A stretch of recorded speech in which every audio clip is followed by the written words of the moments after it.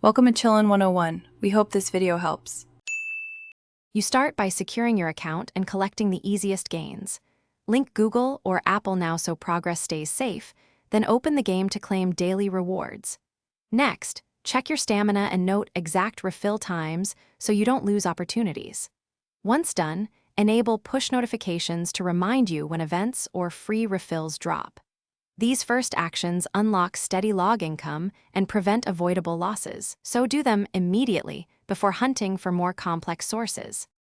You should now focus on the steady middle game that generates most logs. Clear campaign and area objectives every day because they give consistent log rewards.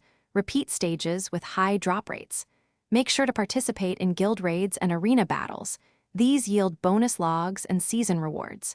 Complete event missions and trade shop currency for logs when available.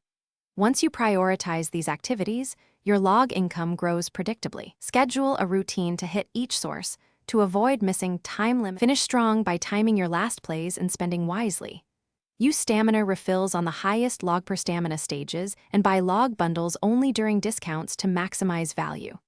Once done, consolidate rewards. Open all inbox gifts and claim event chests before they expire.